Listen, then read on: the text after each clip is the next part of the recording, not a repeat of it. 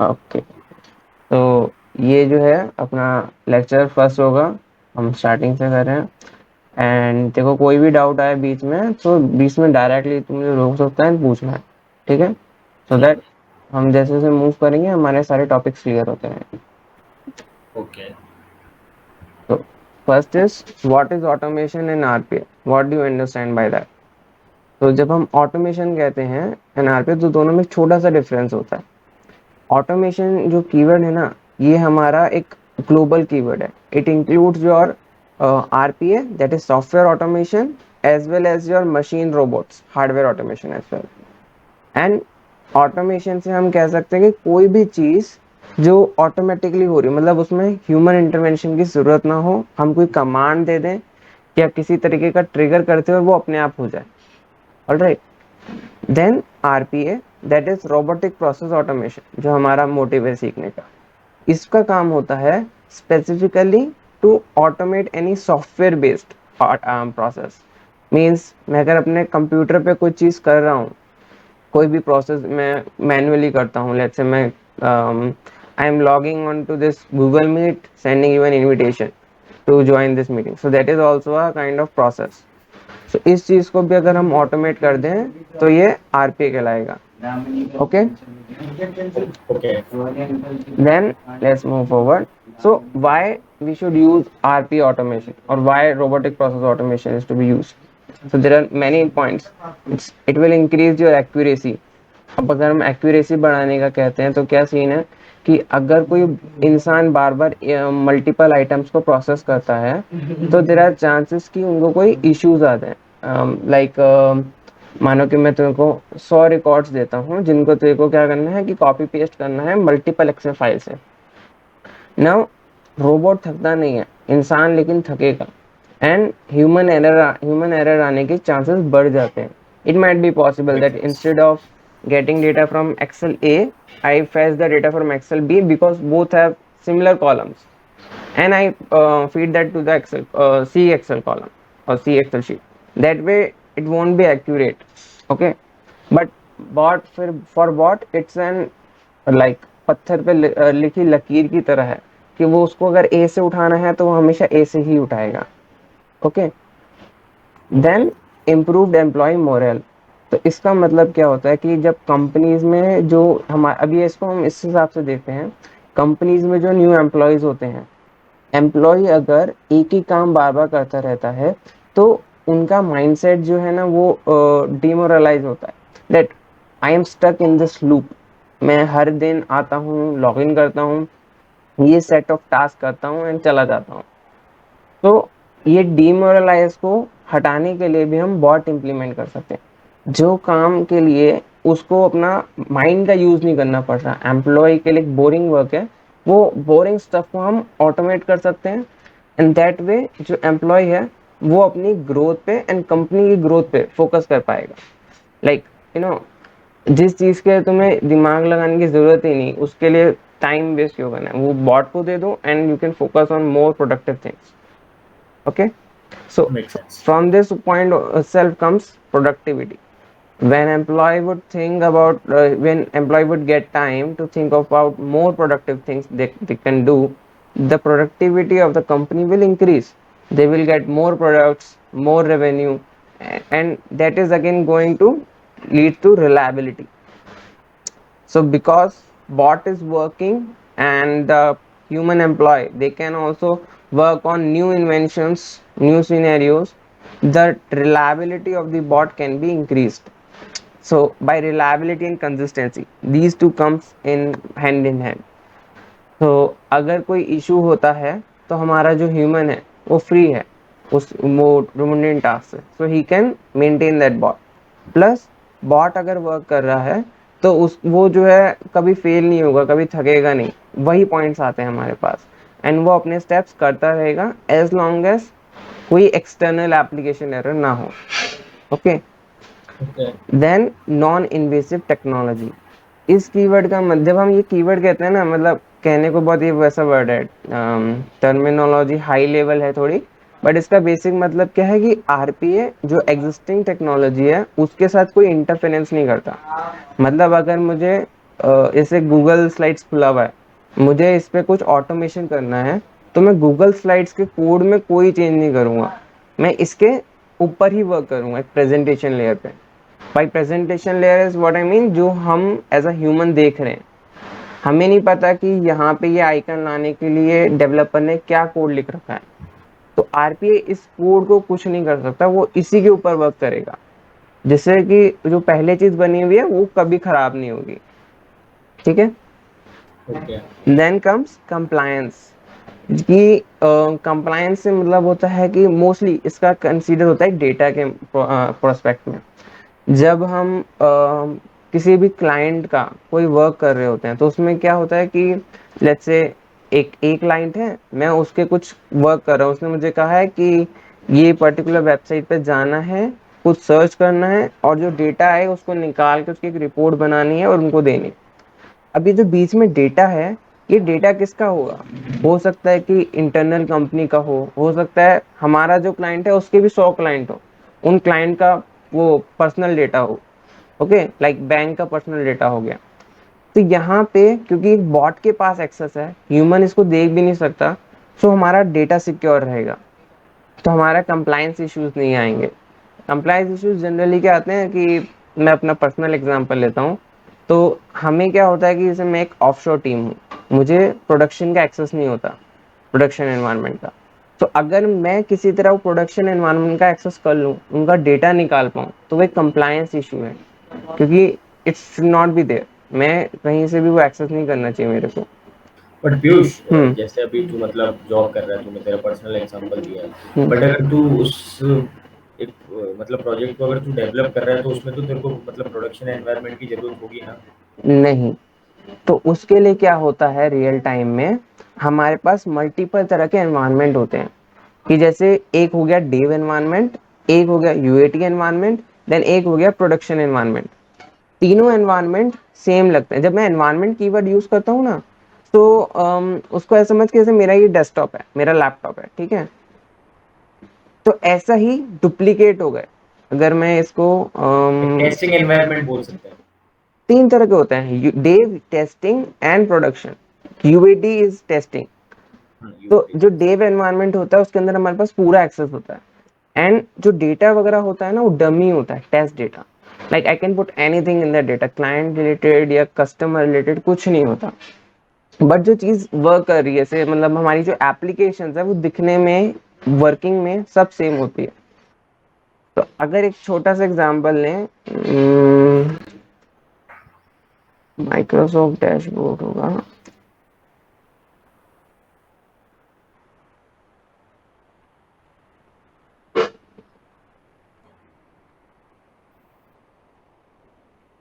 हम्म।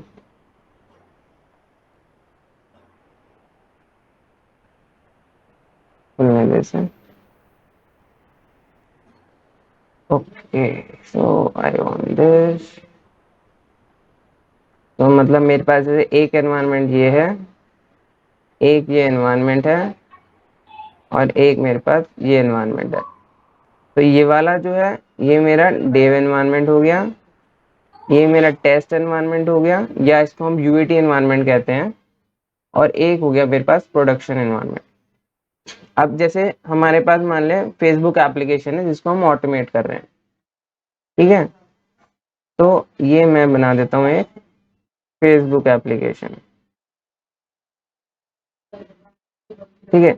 अब ये एप्लीकेशन जो है सेम तीनों के लिए, इनके लेकिन क्या है, डिफरेंट डेटाबेस कनेक्टेड होते हैं।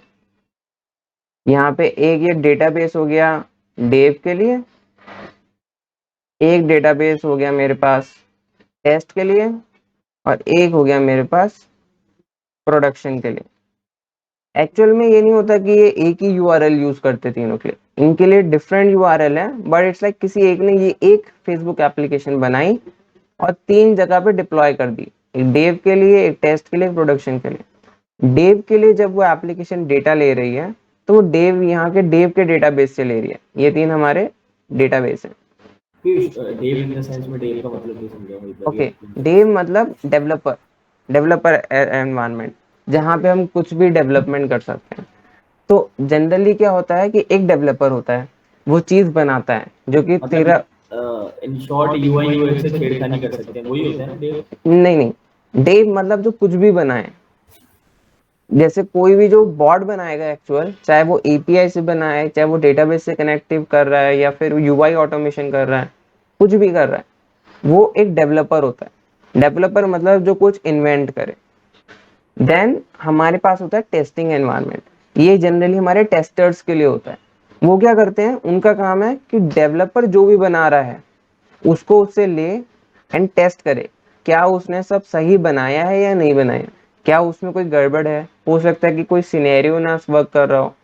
मतलब टेस्टर का काम होता है कि डेवलपर की नाक में दम कर दो, और उसने जो भी बनाया है समझो कि उसने गलत बनाया है, एंड प्रूफ करना ही टेस्टर का काम है कि डेवलपर ने गलत बनाया। तो अगर टेस्टर को कोई भी इशू मिलता है, बग मिलता है, तो वो वापस डेवलपर को देता है कि भाई ये इशू है तुम्हारे इसमें, इसको रिजॉल्व करो। फिर वो इसको अगेन रिजॉल्व करता है एंड अगेन डिप्लॉय करता है टेस्टर के पास। जब ये साइकिल कंप्लीट होता है, like tester is saying okay it is everything fine, business requirements match हो रही हैं, एंड जो डेवलपमेंट है वो एकदम प्रॉपर वर्क कर रहा है विदाउट एनी इश्यूज, देन यहाँ पे टेस्ट होने के बाद ये फाइनली प्रोडक्शन में जाता है, और यहाँ पे फिर एक्चुअल वर्क आइटम्स पे वर्क करता है। ओके। ओके ओके, मतलब ऑब्जेक्ट आईडीज तो सेम ही होंगी, तो प्रोडक्शन में इजीली डिप्लॉय हो जाएगा। हाँ, तो बेसिकली जो तू समझना चाह रहा है, जो यूआई होता है वो सबका सेम, मतलब तेरे को यहाँ पे भी हाँ फेसबुक हाँ वैसा हाँ, लगेगा, सेम है यहाँ भी, सेम है यहाँ सेम। भी। बिल्कुल बिल्कुल, समझ बस गया। खाली डिफरेंस क्या है, ये डेटा का है। एंड इसी वजह से एक वो रहता है कि मतलब डेटा क्योंकि डिफरेंट है, तो डेवलपर एनवायरनमेंट में आप कुछ भी कर सकते हो, यूएटी में आप कुछ भी कर सकते हो, बट प्रोडक्शन में it's like very secure, you cannot do anything with the data, only bot should be able to do it. Okay, okay. so moving back, final is low technical barrier। जब हम RPA कहते हैं तो लो technical barrier इस sense में है कि जो मेजर ऑफ द एक्टिविटीज है, जो मेजर ऑफ द कोड है, उसको एक कंपाउंड करके छोटी सी एक्टिविटी में कन्वर्ट कर दिया है। लाइक फॉर एग्जांपल हमें एक्सेल एप्लीकेशन से कनेक्ट करना है, तो उसके लिए हमारे पास let's say 15 line of code होता हो, ओके, जो कि सी शार्प या वीबी लैंग्वेज में लिखा है। तो अभी उसके लिए क्या करा है कि उस पर्टिकुलर पीस ऑफ कोड को एक जीयूआई रिप्रेजेंटेशन दिया है, ताकि कोई भी बस उसको ड्रैग करे एंड वो मेथड यूज कर सके, वो फंक्शनैलिटी यूज कर सके। ठीक है, जस्ट लाइक एक और एग्जांपल लेते हैं कि फॉर एग्जांपल मुझे ये जो टेक्स्ट है, इसको सेलेक्ट करके मुझे इसका कलर चेंज करना है, लेट्स से रेड। तो ये अपने आप रेड नहीं हुआ, या इस पे क्लिक करके रेड नहीं हो रहा है एक्चुअली में जब मैं इसको क्लिक कर रहा हूँ और रेड कलर सेलेक्ट कर रहा हूँ, तो बैकएंड में कोड है जो वर्क कर रहा है। वो कोड का काम है कि इसको मैंने जो सेलेक्ट किया वो एज एन ले इनपुट, फिर मेरा इनपुट लेके मैंने कौन सा कलर सेलेक्ट किया, एंड देन इसको एज एन आउटपुट कलर करके दिखा दे। Got it? तो गॉट इट। इसके जो पीछे का कोड है वो हमें जिसके गूगल के डेवलपर ने एज सम जस्ट सम आइकन्स हमें प्रोवाइड कर दिया है। ठीक है, now next is how RPA works. Means actual production में जब हम रहते हैं तो क्या क्या सिचुएशन होती है, आरपीए की लाइफ साइकिल क्या होती है। So first comes understanding, like ये वाला जो रोल होता है ये हमारे एक बिजनेस एनालिस्ट का होता है। उनका काम क्या होता है, वो क्लाइंट से कनेक्ट करते हैं, they would explain them what is RPA, RPA कैसे काम करता है, एंड उनके साथ डिस्कस करते हैं कि उनके क्या क्या मुंडेन टास्क हैं। It's a kind of hit and trial approach, और यू कैन से कि बहुत सारा इसमें डिस्कशन रहता है, क्योंकि हमें जो क्लाइंट होता है वो एक न्यू पर्सन है, he doesn't know anything about RPA, तो हमें उनको समझाना होता है। यू कैन इन इसमें पीओसीज बनाने होते हैं, उनको दिखाना होता है कि कैसे आरपीए डेवलप होता है। और जब एक प्रोसेस डिसाइड हो जाता है कि इस प्रोसेस को ऑटोमेट करना है, now comes understanding that process, कि क्या क्या एक्चुअल स्टेप्स हैं और उसको किस तरह से परफॉर्म करना है। ठीक है, देन कम्स असेसमेंट, लाइक क्या हम ये जो प्रोसेस है इसके कौन से पार्ट को हम बॉट से कर सकते हैं, क्या कोई ऐसा पार्ट है जो बॉट नहीं कर सकता ऑटोमेट। लेट्स से किसी एप्लीकेशन पे अगर कैप्चा आ रहा है लॉगिन के वक्त, so we have to define that this part is out of scope for the bot. And अगर कोई ऐसा है कि सिंपल कोई पेज लोड करना है एंड कुछ सर्च करना है, then we can mark it that yes this is in the scope for the bot. Also हमें फिजिबिलिटी चेक भी करने होते हैं इस स्टेज में कि जो हमारा यूआई पाथ है या हमारा ऑटोमेशन एनीवेयर कोई भी आरपी टूल है, क्या वो उस एप्लीकेशन के साथ प्रॉपरली इंटरेक्ट कर पा रहा है या नहीं।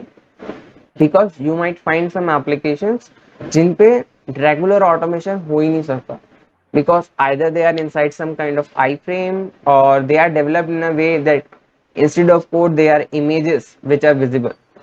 Okay, then comes planning.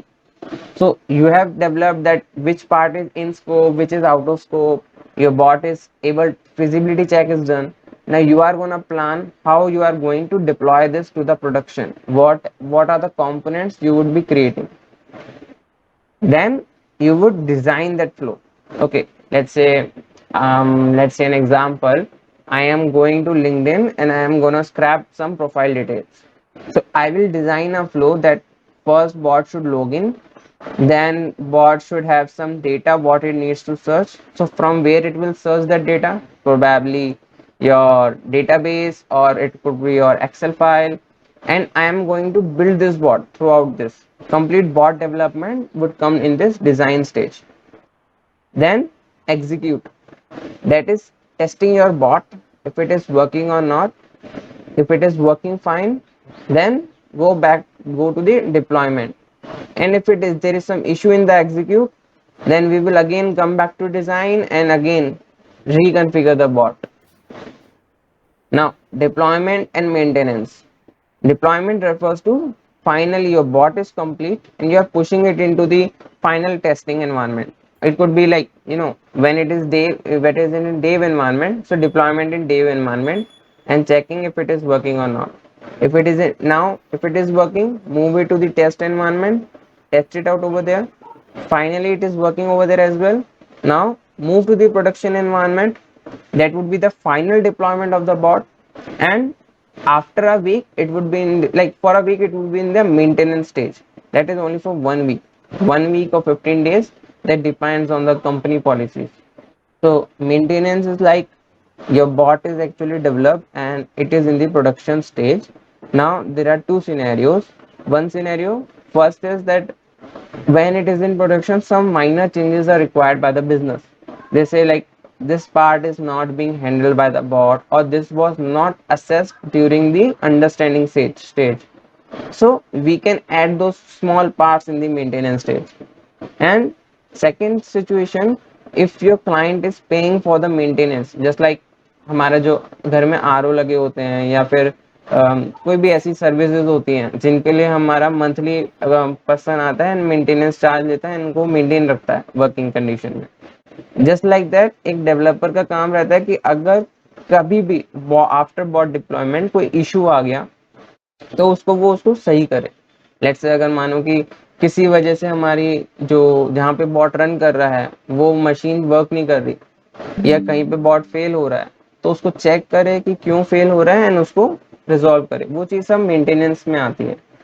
And generally maintenance के लिए एक प्रोडक्शन सपोर्ट टीम रहती है, एक कंप्लीट टीम जिनका काम है ये सारे इश्यूज को हैंडल करना।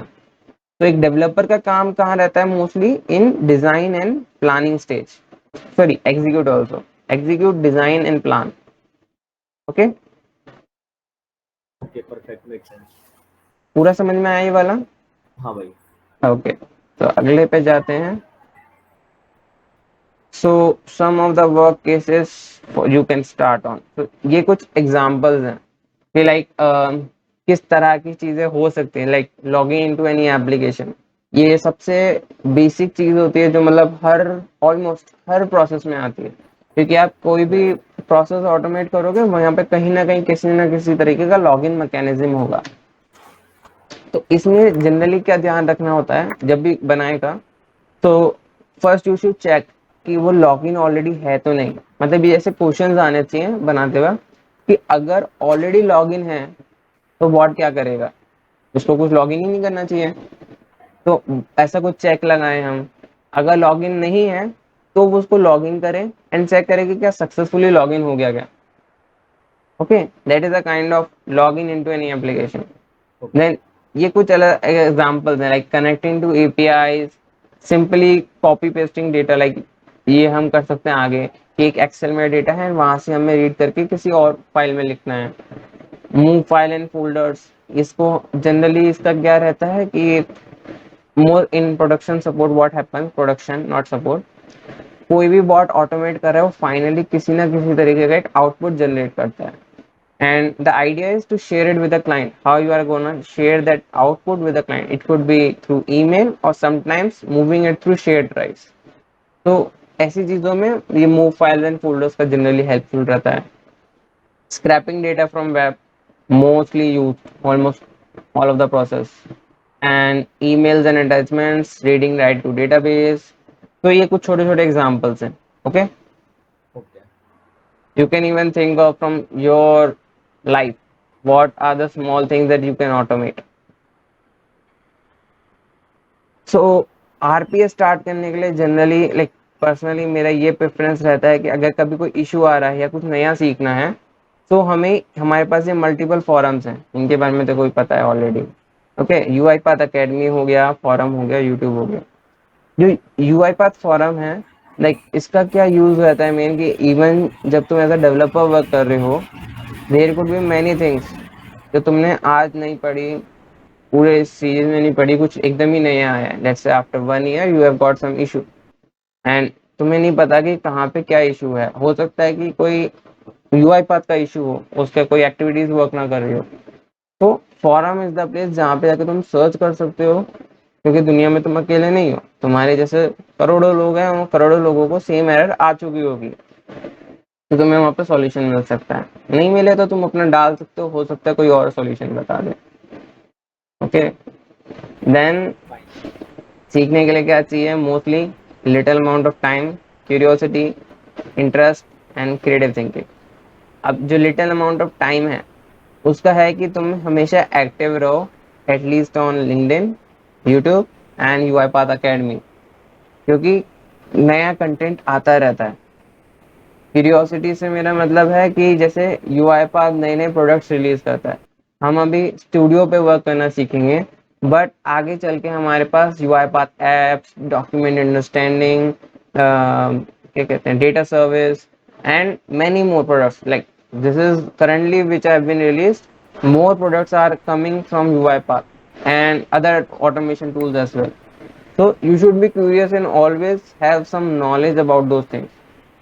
Then when we say creative thinking, that is like कोई एक प्रोसेस ऑटोमेट करना है, तुम्हारे पास एक तरीका किसी ने तुम्हें बता दिया कि जैसे फेसबुक पे लॉगिन करना है, ठीक है, मैं फेसबुक ही लेता हूँ, तो एक तरीका मैं बताता हूँ कि तुम जो है फेसबुक यहाँ पे सर्च करोगे, यहाँ पे फिर से लिखता हूँ मैं।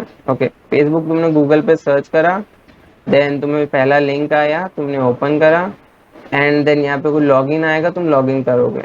ओके, ये एक तरीका आ गया, एक अप्रोच। अब तुम्हें सोचना है कि तुम्हारी थिंकिंग लगानी है कि क्या तुम्हें ये सब करने की जरूरत है, वाई नॉट मैं डायरेक्ट यहाँ पे www.facebook.com लिख दूँ एंड डायरेक्ट वो पेज ओपन हो जाए। Got it? Got it. And more things like try, एक चीज ट्राई करनी होती है सोचते वक्त कि हम कितना बॉट का डेवलपमेंट रिड्यूस कर सकते हैं, मतलब क्या क्या स्टेप्स है जो कि एक ह्यूमन को रिक्वायर्ड हो बट एक बॉट को रिक्वायर्ड नहीं हो, तो हमें उस अप्रोच से सोचना होता है। देन रोल्स, अभी तू स्टार्ट कर रहा है आरपीए में, ठीक है, it's not fix whether you be an RP developer, consultant, administrator, business analyst, बहुत सारे रोल्स होते हैं। अगर हम इनका बस ऐसे आरपीए डेवलपर है, उसका काम होता है कि एक रिक्वायरमेंट उसको मिल जाती है, डॉक्यूमेंट मिल जाता है and as per the document उसको अपना बॉट बना के देना होता है। Then comes RPA consultant. RPA consultant एक बहुत हाई लेवल पोजीशन होती है, उसका काम होता है कि जो क्लाइंट है उससे वो इंटरेक्ट करता है इन किसी ऑर्गेनाइजेशन में, एक आरपीए इंट्रोड्यूस करता है, उनको सॉल्यूशंस प्रोवाइड कराता है, ठीक है। देन आरपीए एडमिनिस्ट्रेटर, ये होती है एक एडमिन टीम। इनका काम है कि सारे एक्सेस रोल्स, जैसे फर्स्ट लेक्चर में मैंने तुम्हें आरपीए का बॉट सेटअप करवाया था, ठीक है, यूआई पास बॉट रोबोट एरर था, उसको रिजॉल्व करा, तो एक आरपीए एडमिनिस्ट्रेटर का काम है to handle all these things. Then comes RPA business analyst, ये एक कह सकते हैं आरपीए टीम की जान होता है, लाइफ लाइफ लाइन, क्योंकि ये हमारे डेवलपर, सॉल्यूशन आर्किटेक्ट और क्लाइंट सबके बीच की एक कड़ी है। अगर तुम्हें कोई इशू है तो तुम बिजनेस एनालिस्ट के पास जाओगे कि these are the requirements not clear to me, और this is something you need to ask from the client, you need to get this from the client. या क्लाइंट को अगर डेवलपर से कुछ है तो वो भी बिजनेस एनालिस्ट के पास जाएगा, ठीक है। Then comes solution senior developer, so solution senior developer, engineer, technical lead, all these three comes in like those who create the solution document, the SDD, solution design document, and mostly ये work करते हैं कि कोई भी high level कुछ work करना है, high level integrations हैं या टीम मैनेज करनी है, तो वो सब इन फील्ड्स में आता है। ऑलराइट, तो इसमें तो सारे पोजीशंस का क्लियर हुआ, ठीक है। Then this one is just for being active on the community. You need to learn and increase your technology experience, because with RPA it's not only using UiPath. You will be interacting with multiple different applications, be it SQL, be it API, UI automation, email, database, PDFs, many more things, and many other technologies like Agile, GitHub, Jira. So all this comes just like when you are working with RPA together, you should keep learning all those things as well while development. Then this is for the RPA starter. Now let's move on to the next slide.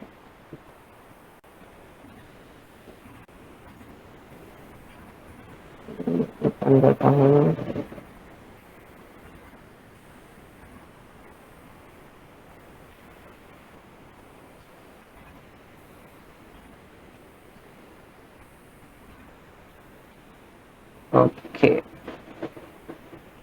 तो ये चीज तेरे को समझ में आ गई कि RPA क्या होता है, एक्सप्लेन कर सकता है। और केतन तेरी आवाज थोड़ी कम आ रही है, वीक।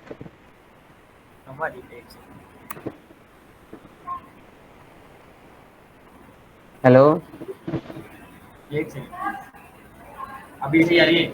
हाँ, तो एक सेकंड और मेरे को एक सेकंड।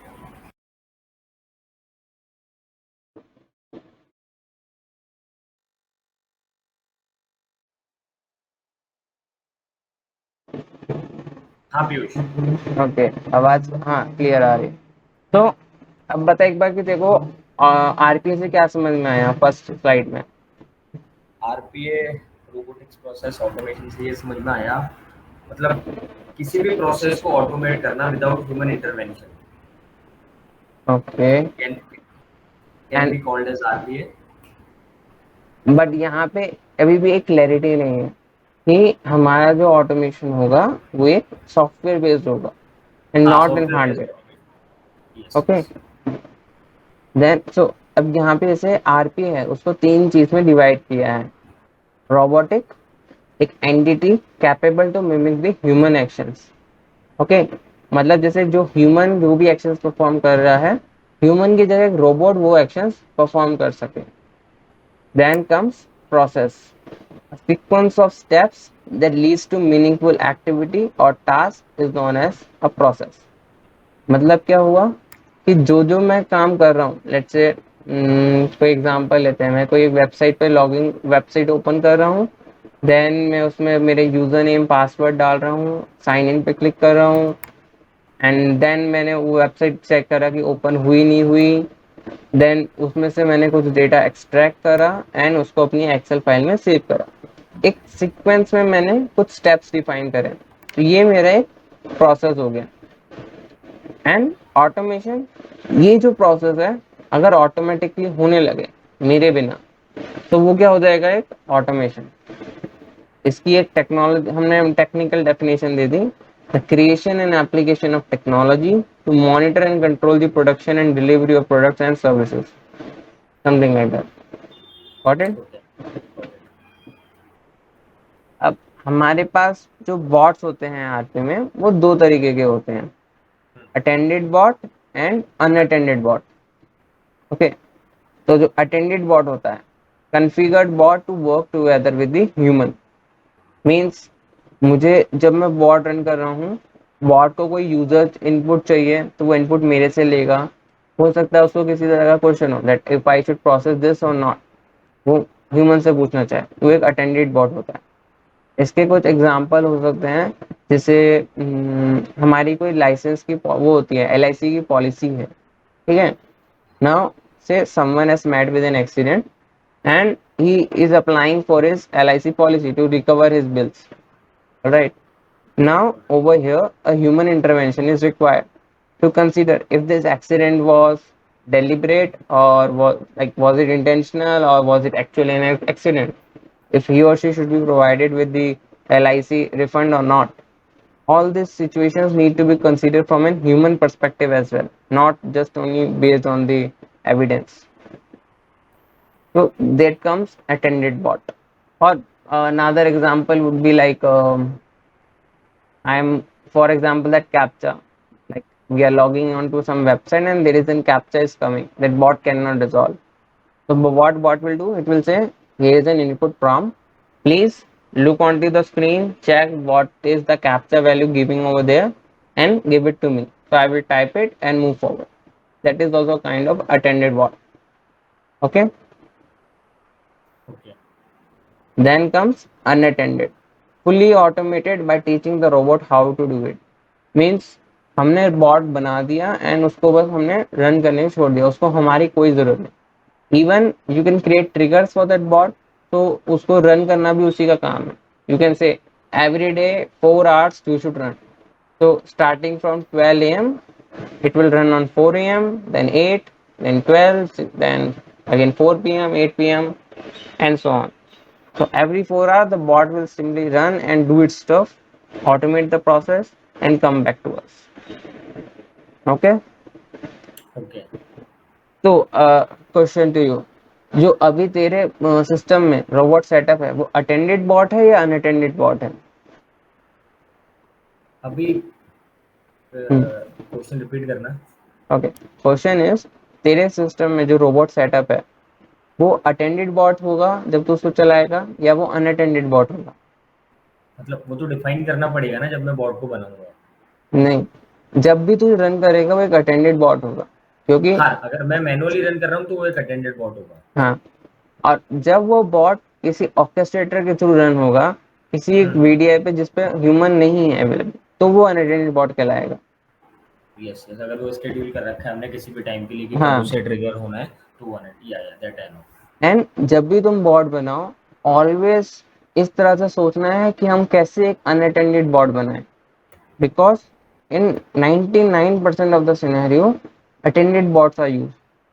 क्योंकि कोई भी पर्सन जब एक ह्यूज अमाउंट ऑफ फी पे कर रहा है to automate a process, they would want कि उनको कुछ ना करना पड़े, बॉट अपने आप चलता रहे एंड काम होता रहे।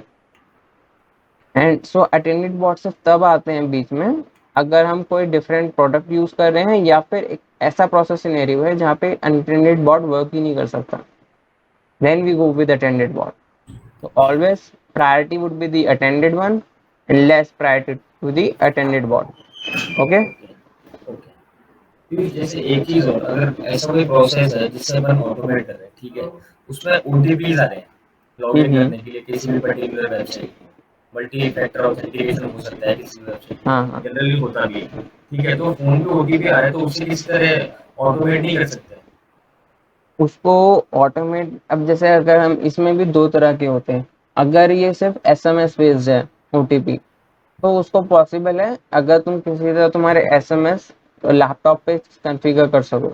जैसे विंडोज का एक एप्लीकेशन आता है जिससे हम हमारे फोन को कंपनी कनेक्ट कर लेते हैं, कंपनी ठीक है। तो उसमें क्या है कि अगर हम बॉट को इस तरह से कॉन्फ़िगर करें कि उस एप्लीकेशन के थ्रू वो हमारे एसएमएस रीड कर पा रहा है फोन से, तो वो कर जाएगा। बट अगर हम यहीं पे गूगल की बात करें कि हमें कहीं पे गूगल में लॉगिन करना है, तो गूगल आपके मोबाइल पे नोटिफिकेशन भेजता है, किसी तरीके का ओटीपी नहीं भेजता, तो उसको हम हाँ। ऑटोमेट नहीं कर सकते।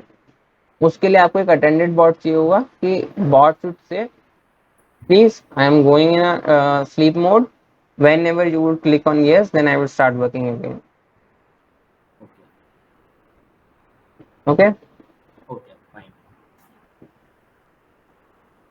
ओके। तो मैं पहले इसको स्टार्ट करने से पहले एक बार यूआई पाथ का वो समझाता हूँ, how UiPath looks, what are the different things over there. Okay.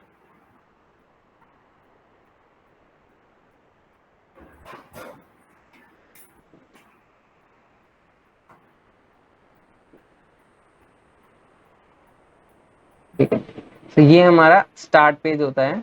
And open recent के अंदर हमारे वो सारे प्रोजेक्ट्स लिस्ट होंगे जो कि रिसेंटली हमने जिन पे वर्क करा हो। ठीक है। एंड यहाँ पे जब एक पी सिंबल है, जैसे ये यहाँ पे समझ लो, P symbol refers to a process which we generally create. L for a library.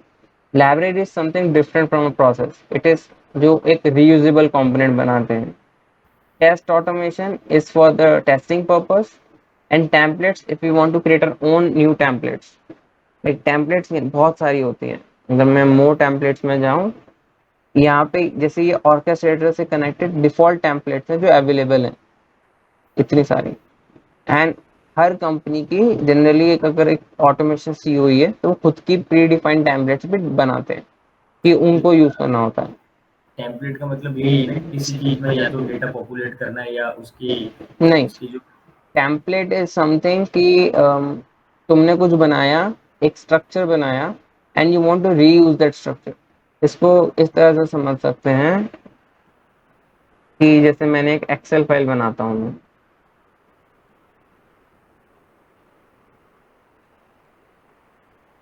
This is my template.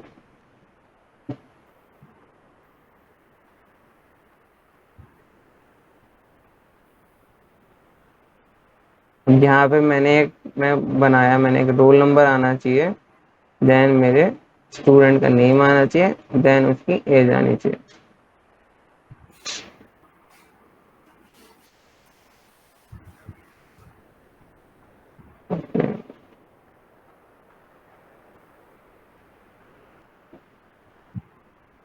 This not working anyway. तो अभी ये मैंने देखो एक कहा कि ये एक फाइल है, तुझे इसी फॉर्मेट में कुछ काम करना है, इसमें डेटा ऐड करना है, तो ये एक टेम्पलेट रेडी हो गया।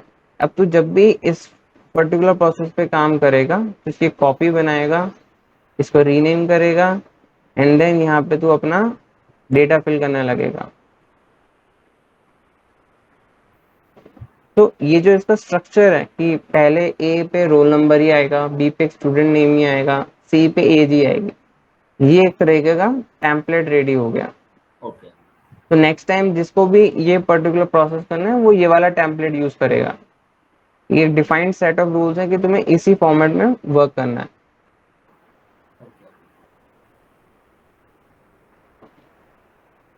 देन हमारे पास यहाँ पे और भी चीजें होती हैं, जैसे अगर कोई प्रोजेक्ट ऑलरेडी बना हुआ है तो हम डायरेक्ट यहाँ से ओपन कर सकते हैं, टूल्स में जाएं, तो यहाँ पे हमारे पास यूआई एक्सप्लोरर होता है।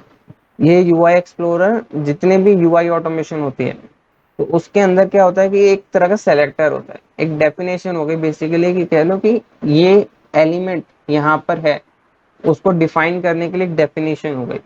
तो उसको प्रॉपरली बनाना यूआई एक्सप्लोरर में करते हैं हम। Then project dependencies mass update to, ये एक नया फीचर है जो यूआईपाथ ने इंट्रोड्यूस किया है। कि जैसे अभी देखो आइडिया हो कि इंटरनेट एक्सप्लोरर जो है वो फाइनली क्लोज हो रहा है, लाइक हाँ नो होने नो वाला वर है। Available to anyone. तो बट लेकिन कई सारे ऑटोमेशन है जो इंटरनेट एक्सप्लोरर में बने हुए हैं, तो उनको सही करने के लिए एक प्रोजेक्ट डिपेंडेंसीज का मास अपडेट टूल है। तो इसमें क्या हो सकता है कि अगर तुम किसी तरीके का तुम्हारा रीयूजेबल कंपोनेंट है, तुमने उसको अपडेट कर दिया, देन तुम उसको प्रोवाइड कर सकते हो एंड तुम्हारे ऑर्केस्ट्रेटर में या तुम्हारी फीड में जितने भी प्रोजेक्ट्स हैं उस सबके अंदर वो वर्जन चेंज कर देगा, तुम्हें एक एक को खोल के उसमें वो चेंजेस करने की जरूरत नहीं होगी। ठीक है। मैं समझा नहीं क्लियर है। ठीक है, ये मैं एक बार अंदर बताता हूँ, पैकेज जब मैनेज पैकेजेस दिखाऊंगा। ठीक है। Then repair tool for Microsoft Office, ये किस लिए होता है कि कभी कभी जो माइक्रोसॉफ्ट की डिपेंडेंसीज होती हैं, let's say Microsoft office install किया तो माइक्रोसॉफ्ट की कुछ डिपेंडेंसीज इंस्टॉल होती है डॉट नेट फ्रेमवर्क में। वो हमारी अगर रजिस्ट्री हो उसमें दिखा सकता हूँ मैं।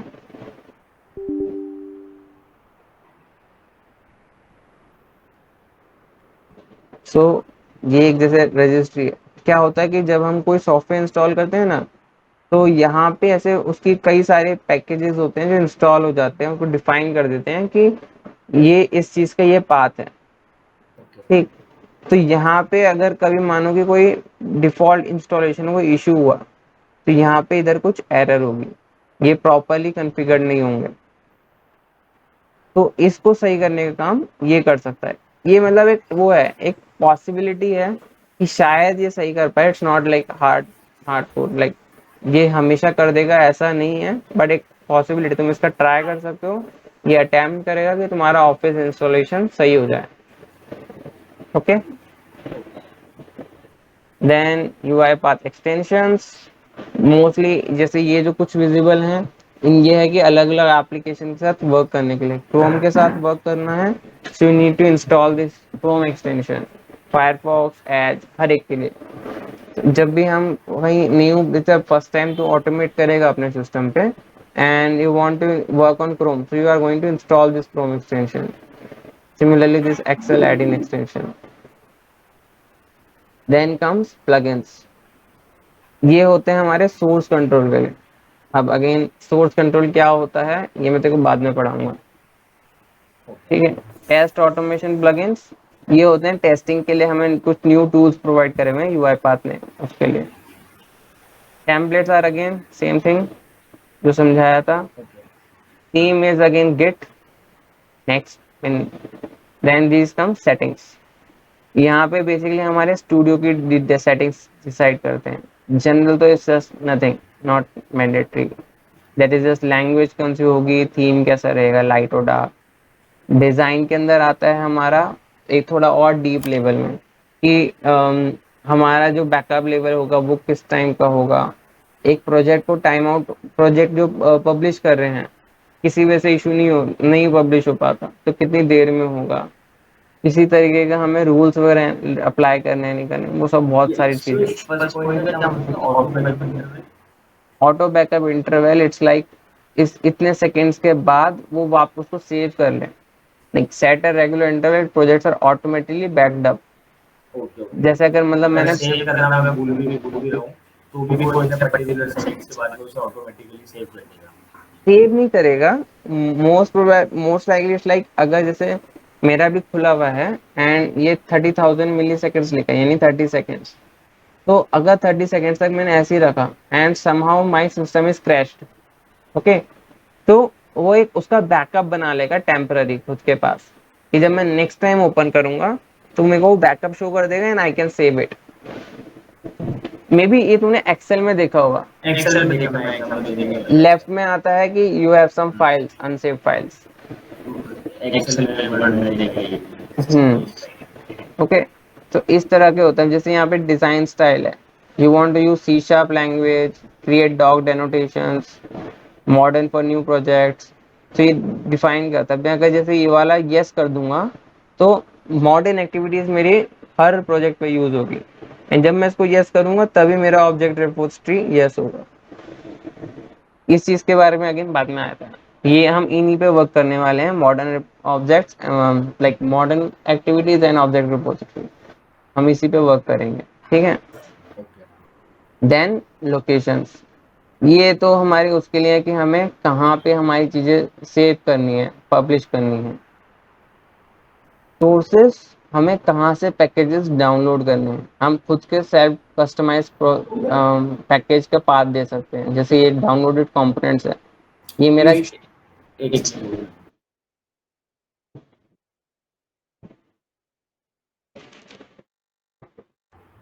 हाँ जी। ओके, तो जो सोर्सेज होता है वो डिफाइन करता है कि कहाँ से हमें पैकेज डाउनलोड करना है। ठीक है, पैकेज क्या होता है मैं भी बताता हूँ थोड़ी देर में। तो यहाँ पे हम जो सोर्स है वो खुद का डिफाइन कर सकते हैं कि जैसे ये कुछ बाय डिफॉल्ट आते हैं, local, official, NuGet website.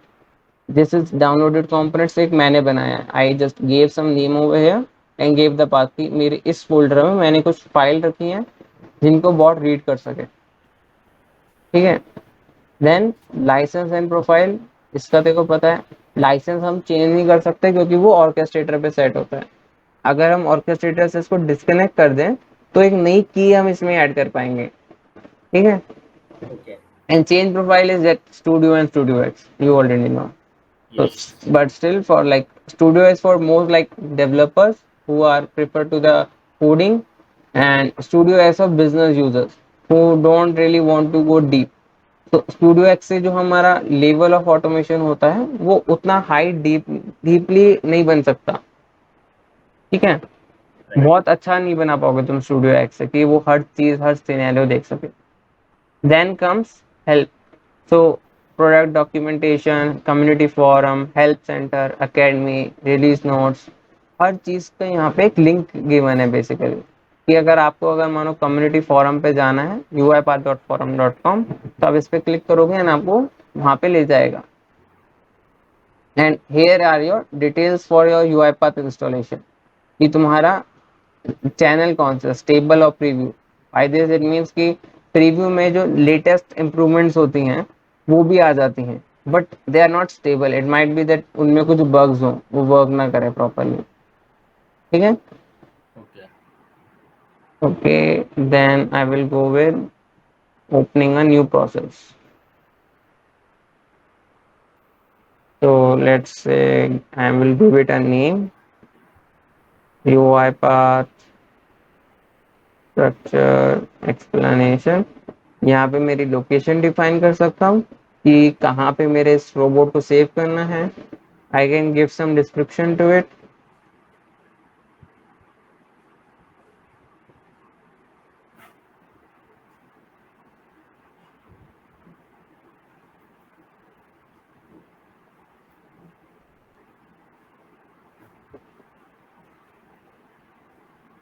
Then comes compatibility.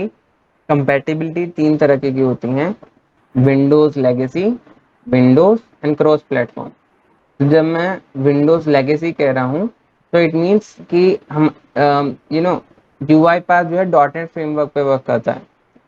तो इस डॉट नेट फ्रेमवर्क के भी वर्जन होते हैं, लाइक बहुत पहले आता होगा कोई dot net framework 1, then 2, then 3, तो अभी डॉट नेट फ्रेमवर्क 5 चल रहा है। तो विंडोज लेगेसी है कि जो पुराने डॉट नेट फ्रेमवर्क है, लेट्स से डॉट नेट फ्रेमवर्क 4 और लेस, तो उनके साथ कंपेटिबल एक बॉट बनाने के लिए होता है। Windows is with dot net framework 5 the latest one, and cross platform is for the new feature, like your bot is should be able to work with .NET framework less than 4, 5 or even Linux system. Okay, okay. क्योंकि this is for the new feature that UiPath has provided, that if there is any kind of automation in which .NET activities are not required, and then you can create a bot and run it on a Linux server, and in that you would need the compatibility to be cross platform। Okay. Cross platform का मतलब ही होता है, platform means like Windows, Mac, Linux. तो cross platform जो किसी भी platform पे वर्क कर जाए। राइट। देन लैंग्वेजेस वीबी और C sharp, which one you would prefer. तो मैं जनरली मेरा कोड वीबी में क्रिएट करना प्रेफर करता हूँ। उसके कोई बेनिफिट क्या है? नहीं, कोई बेनिफिट या डिसएडवांटेज नहीं होते हैं, it's just like habit. And like दोनों लैंग्वेज से तुम सेम काम कर सकते हो, बट जो बैकएंड में इनके पैकेजेस हैं वो बने डिफरेंट तरीके से हैं। तो अगर इस पे डिपेंड करता है कि अगर तुम एक वीबी में स्पेशलाइज्ड हो तो तुम वीबी से बना लो, क्योंकि उसमें क्या रहेगा कि अगर in case in future you want to create your own activities, custom activities, तो तुम वीबी में ही वो बना सकते हो।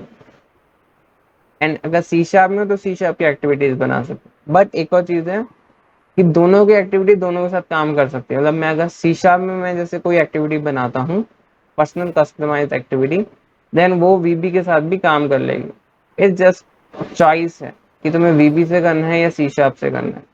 क्योंकि जब इसमें हम एक ये है इन्वोक कोड, एक एक्टिविटी होती है, जब हम ये यूज करते हैं तो यहाँ पे अफेक्ट पड़ता है थोड़ा सा, इसको अभी हम नहीं देखेंगे। सो this is your UiPath Studio, how it looks. Starting with top, when we go with home, तो हमारे पास जो हमारे बेसिक फीचर्स हैं, मेन पैनल वो विजिबल होता है। यहाँ पे एक नोटिफिकेशन हमेशा रहता है कि अनअटेंडेड बॉट हमें यूज नहीं करना होता फॉर डेवलपमेंट पर्पस। ये सिर्फ बॉट रन करने के लिए या फिर ट्रबल शूटिंग के लिए यूज करना चाहिए। देन द डिजाइन टैब, इस टैब में हमारे पास हमारे फीचर्स होते हैं जिससे हम कोई बॉट बनाते हैं। डिबग कंसिस्ट ऑफ फीचर्स, जिससे हम डिबगिंग करते हैं कि कोई इशू आ रहा है तो कहाँ पे आ रहा है, उसको रिजॉल्व कैसे करना है। तो अब डिजाइन में अगर न्यू पे जाओ तो तुम्हारे पास मल्टीपल वे होते हैं वर्क फ्लो क्रिएट करने। It could be a sequence, flow chart, state machine, global handler, work flow. ये सब क्या है ये अभी मैं डिफाइन करूंगा। Then save, this comes your template, and debug file, this button is for running the bot. Either you can run this same file, debug the whole project, run a particular file, or sorry, this run is for running the complete bot. तो जब हम run या debug कहते हैं तो ये इस main file को रन करता है हमेशा। अगर मेरे पास मानो कि यहाँ पे एक और फाइल बना दूं मैं टेस्ट, तो जब मैं डिबग फाइल करूंगा तो सिर्फ जो एक्टिव टैब होगा वो उसको रन करेगा। बट अगर मैं डिबग करता हूं तो वो मेन को रन करेगा। ठीक है।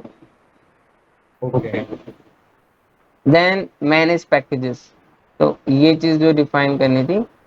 पैकेजेस होते हैं जिनके अंदर हमारे पास एक्टिविटीज होती है हमारी, जिनको हम यूज करते हैं।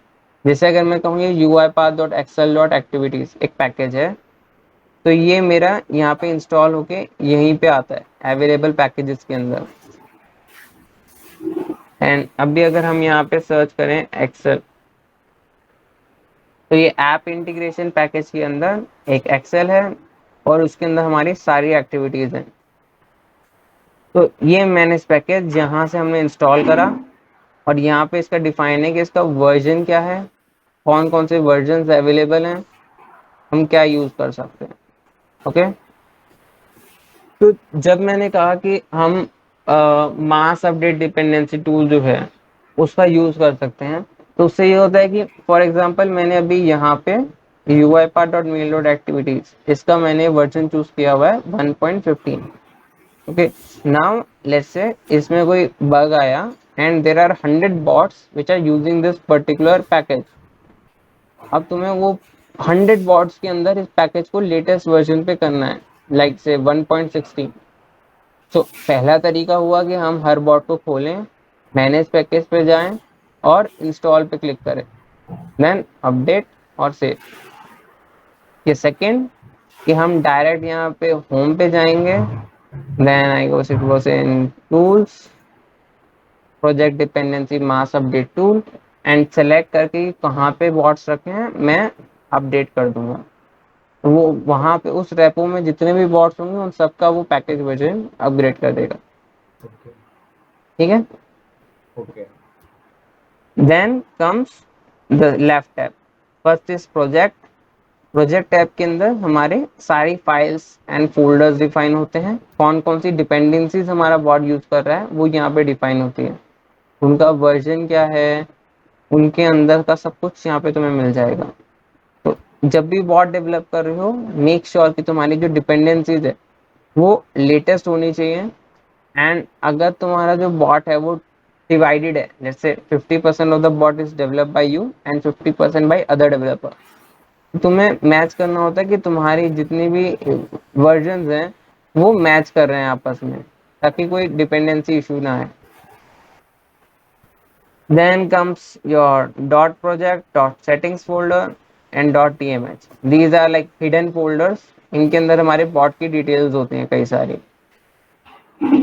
and this project JSON, this file contains all of the data for your bot. तो अगर कभी तुम्हारी ये डिलीट हो गई तो उसमें तुम्हारे इसमें इश्यूज आने के चांसेस रहते हैं। प्लस इसी फाइल में डिफाइन होता है कि हमारे कौन कौन से पैकेजेस यूज हो रहे हैं, कौन सी एक्टिविटीज यूज हो रही है, सब इसमें होता है। तो बाय डिफॉल्ट मतलब ये हमारी प्रोजेक्ट जेसन यूआई पाथ के लिए मेन फाइल है, important file. Then okay. Activities, activities tab में हमारी सारी एक्टिविटीज विजिबल होती है जिनको हम यूज कर सकते हैं, just drag and drop and use कर सकते हैं। स्निपेट्स, इट्स लाइक किसी एक्टिविटी को हम एक पर्टिकुलर सेट करके एक स्निपेट बना सकते हैं कि हम उसको इजीली यूज कर सकें। लेट्स से हम डीले अगर देखें तो डीले में अलग अलग तरीके की वो बने हुए हैं, like delay for 500 milliseconds, 300 seconds. अगर मैं इसको डायरेक्ट यहाँ पे करता हूँ तो ये ऑलरेडी कन्फिगर्ड है विद द वैल्यू, तो मैं इसको डायरेक्टली यूज कर सकता हूँ।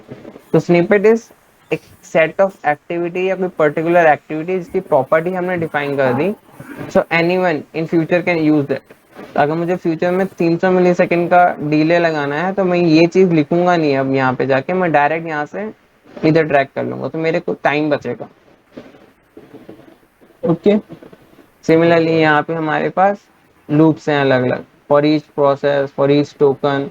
तो इसमें क्या होता है मोस्टली, देखो इन्होंने जो है सेट ऑफ पार्ट जो कंपोनेंट है वो बना के रखा हुआ है तो वो उससे वर्क कर जाए। Then comes on the right properties tab. कोई भी एक्टिविटी की प्रॉपर्टीज सारी इसमें आती हैं। तो कोई एक एक्टिविटी लेते हैं, like for example get Outlook mail message. अब मैं जब एक्टिविटी को सेलेक्ट करता हूँ तो राइट में प्रॉपर्टीज टैब में डिफाइन होता है कि इसकी क्या क्या प्रॉपर्टीज है जो हम फिल कर सकते हैं। Give me 1 minute.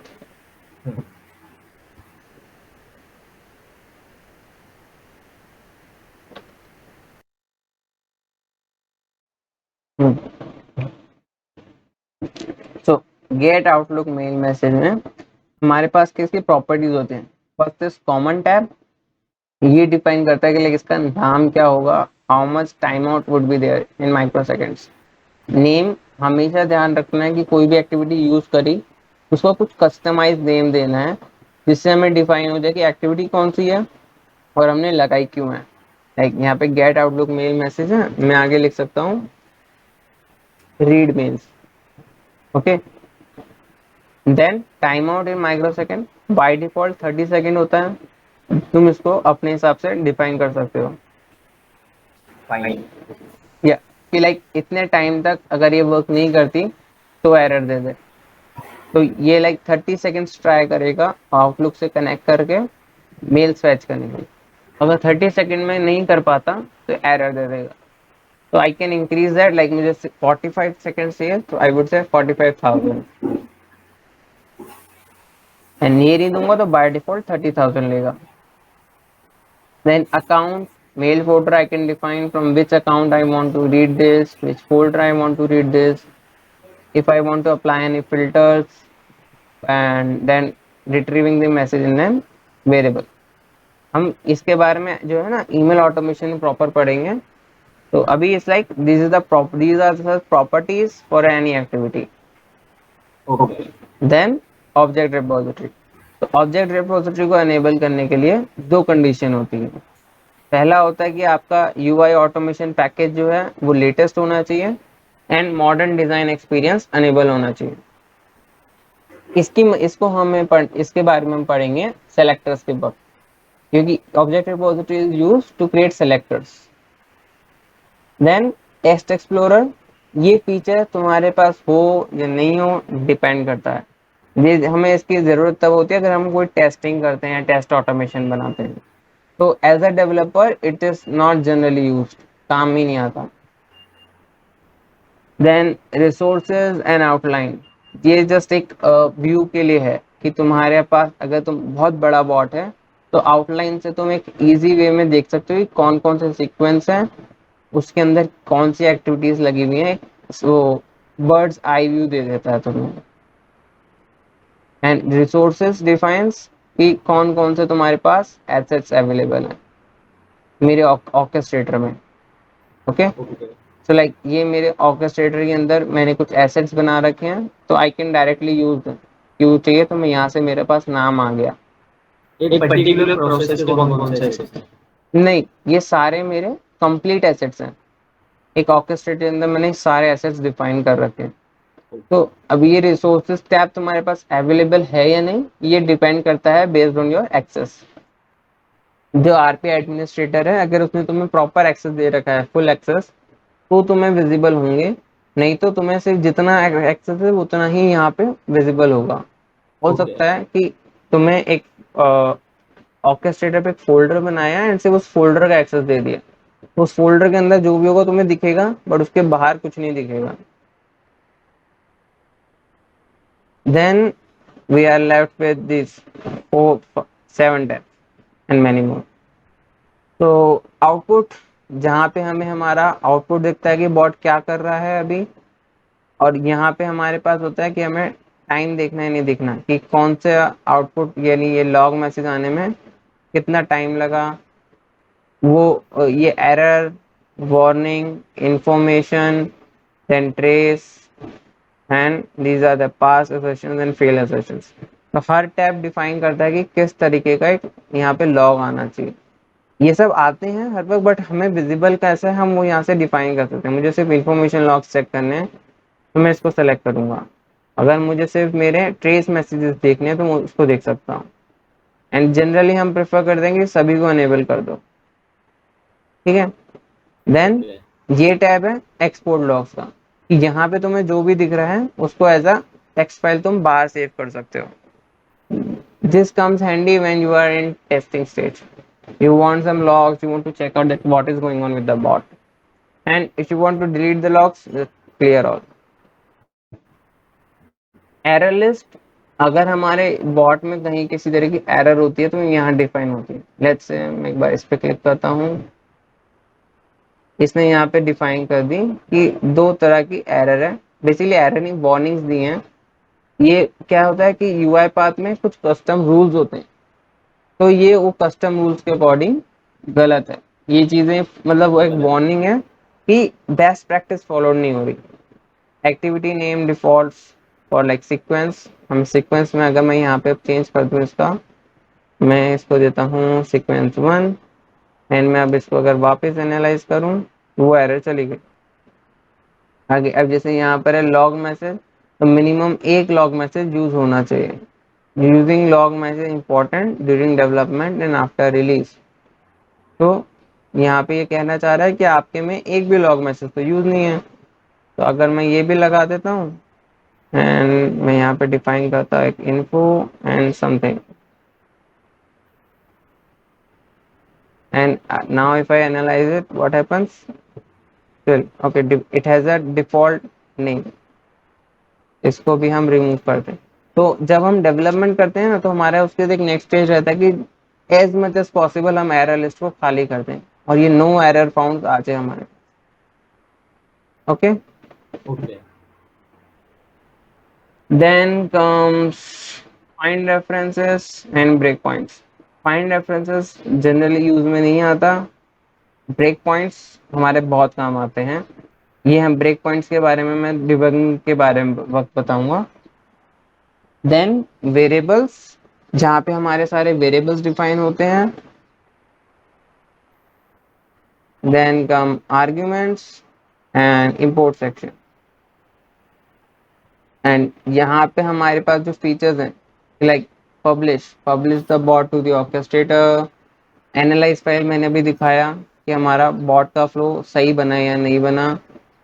Then almost हो गया है। और ये डिबगिंग पैनल जो बहुत काम की चीज़ है, ये एक बार डिबग के वक्त ही हम डिस्कस करेंगे। ठीक है। Okay. Okay.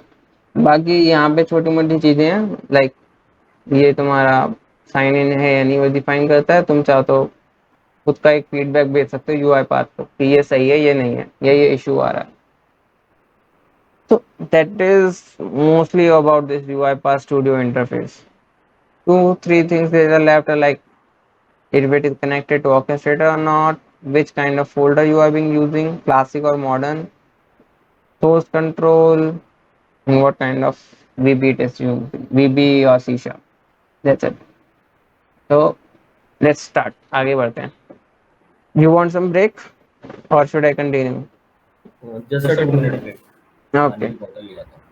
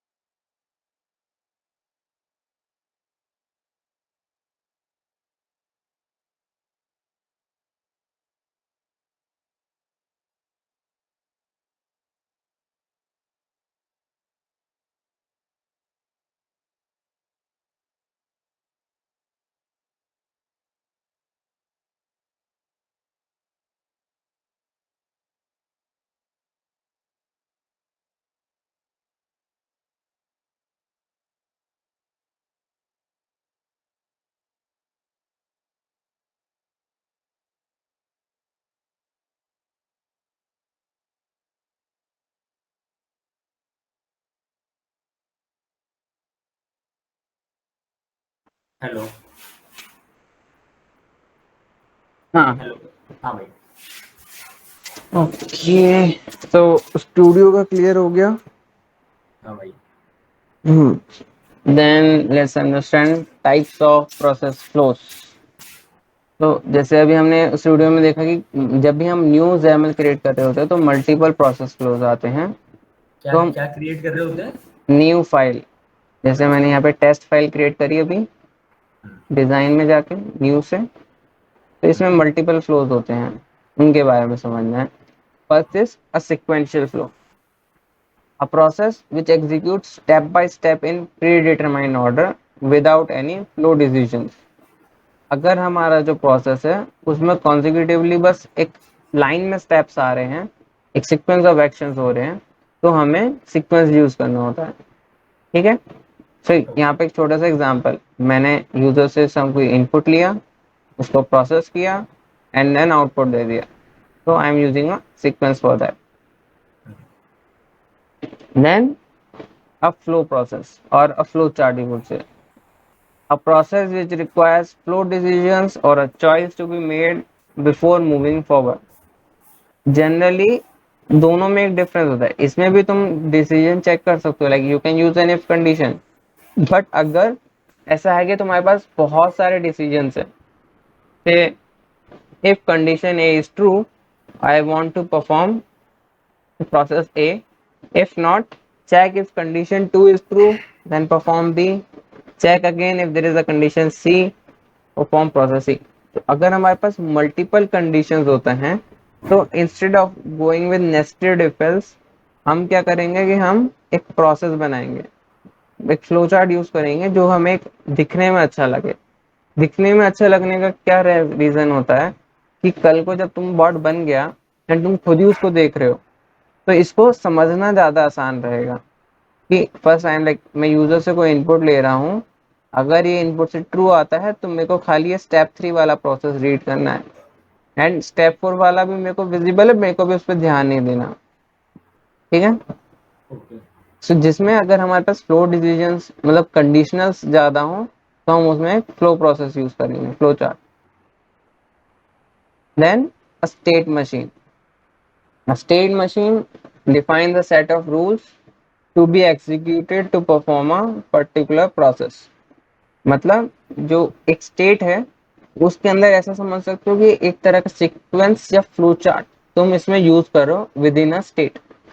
Now a state machine enables you to flow through multiple states based on triggers or conditions. तो इन फ्लो चार्ट और सीक्वेंस तुम एक स्टेट से दूसरे उस पे जा सकते हो. लाइक मैं एक सीक्वेंस बनाया है, इसके बाद इससे मैं दूसरी एक्टिविटी पे ही जा सकता हूँ, step 1 to step 2. Okay. Similarly in flow chart I can either go from step 3 to step 4 only. I cannot move from step 3 to step 1 again. But with state machine, you can define if certain condition was true for state, the state first one, then it can move to the final state. If T2 condition is true, then it can move to the another state. And over there it can check if T3 is working or not. Or I can connect the state with the initial state itself again. तो ये जो हमारी conditions और trigger होंगे, ये define करेंगे कि bot का जो कंट्रोल है वो कहाँ जाएगा. Should it be at initial stage, final stage और medium stage. And every state should have a final state with it. Like जो एक हमारा state machine, only state machine can include states, and किसी भी एक स्टेट का एक final state से कनेक्ट होना चाहिए. इसको एक बार मैं स्टूडियो में समझाता हूँ तीनों को, और तो थोड़ी नहीं है. हाँ. So that is demonstration for this. Okay, I have this studio. Now let's say I want to, this is a sequence, okay, and I want to perform certain actions. I want to take input from you. Let's say input dialog. I will give it a title, input number A.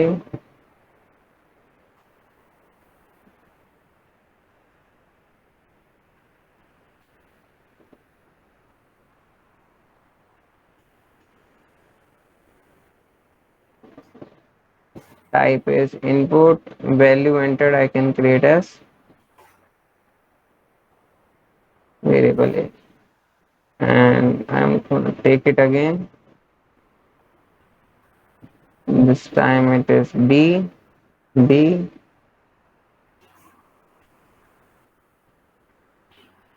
variable B, and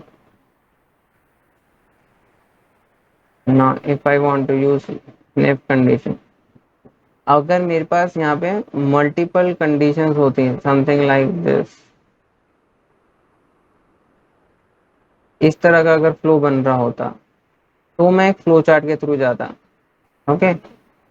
but यहाँ पे मेरे पास सिर्फ कोई condition ही नहीं है, या मेरे पास let's say एक कंडीशन डाल देते हैं हम, variable A is greater than variable B.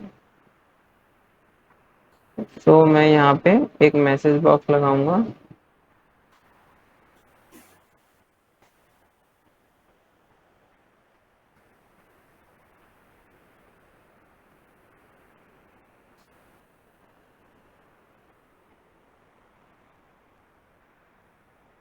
ठीक है, and what I can do is I will convert it right over here.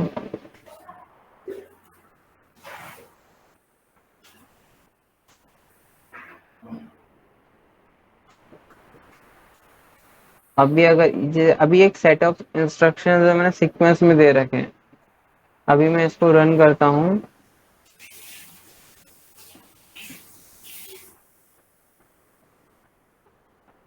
तो इसने मुझसे एक इनपुट लिया, let's say I give it 5 and next I am giving it 3। इसने मुझे simply एक स्टेप फॉलो कर दे दिया, ग्रेटेस्ट नंबर इज 5। ओके, अब सेम चीज अगर मुझे फ्लो चार्ट में बनानी है, तो फ्लो चार्ट में मैं तब बनाऊंगा जब ये मेरा थोड़ा बहुत कॉम्प्लेक्स हो जाए। अब मैं जैसे यहाँ पे गया, यहाँ पे भी मैं सेम चीजें यूज करता हूँ। मैंने यूजर से एक इनपुट लिया, I will connect it from the start.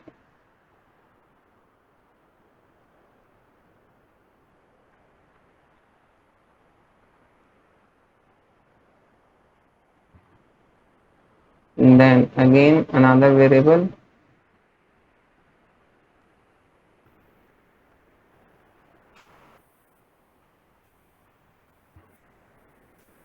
And अभी यहाँ पे मैं इफ यूज करने के बजाय यूज करूंगा फ्लो डिसीजन।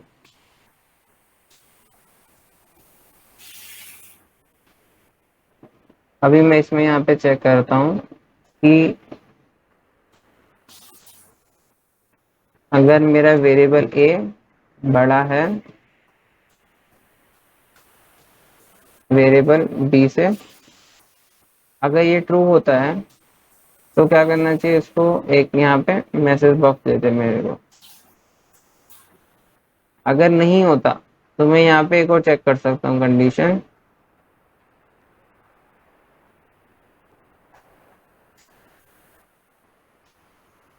यहाँ पे लेट से बड़ा नहीं है तो क्या वो दोनों इक्वल हैं, ऐसा भी पॉसिबल है।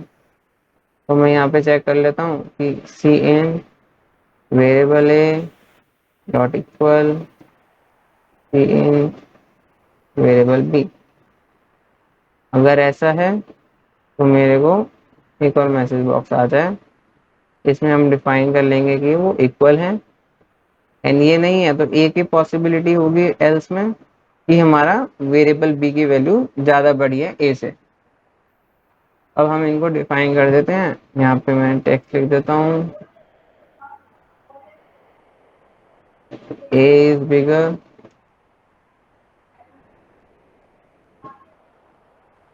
यहाँ पे लिख देते हैं बी इज बिगर, सॉरी यहाँ पे क्या आएगा, बी इज इक्वल टू ए।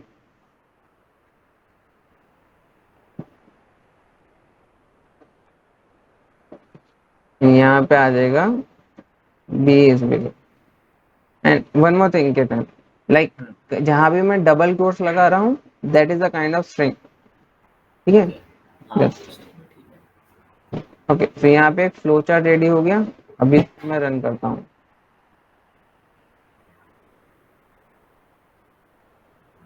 जैसे कोई नंबर बताओ, 2, तो ओके,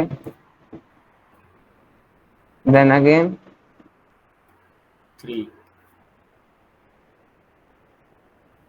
तो अभी इसने बोला कि हमारा 3 बड़ा है। अब यही चीज अगर मैं इसमें बनाता सीक्वेंस में, तो यहाँ पे क्या होता कि यहाँ पे एक शो एल्स होता, यहाँ पे मैं कुछ एक, अब यहाँ पे मुझे क्या करना होता, एक और इफ लगाना पड़ता। तो मैं इसको क्या करता, यहाँ पे लगाता, एंड फिर यहाँ पे मैं इसमें आती मेरी ये वाली कंडीशन,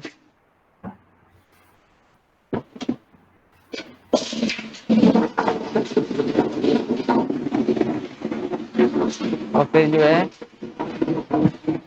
यहाँ पे मेरा एक और ये वाला मैसेज बॉक्स आ जाता,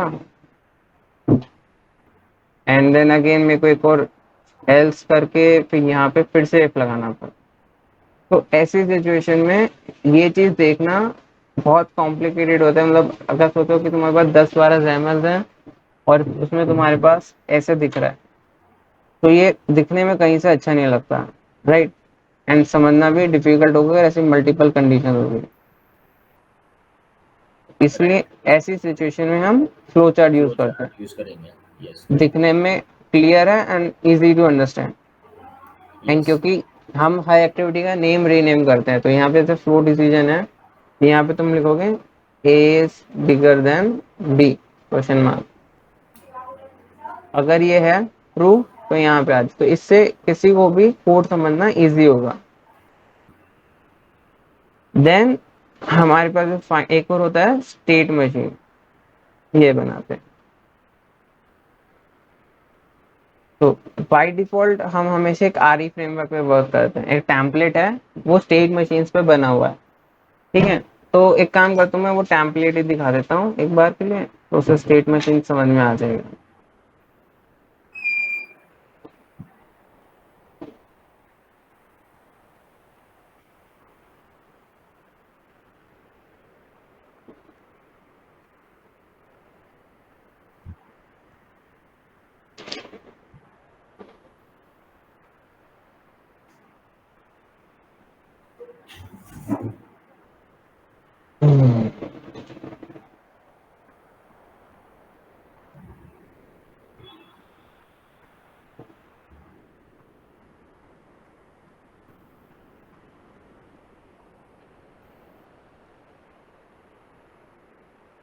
ओके, तो ये जैसे हमारे पास ये पूरा एक कहलाता है स्टेट मशीन, ठीक है।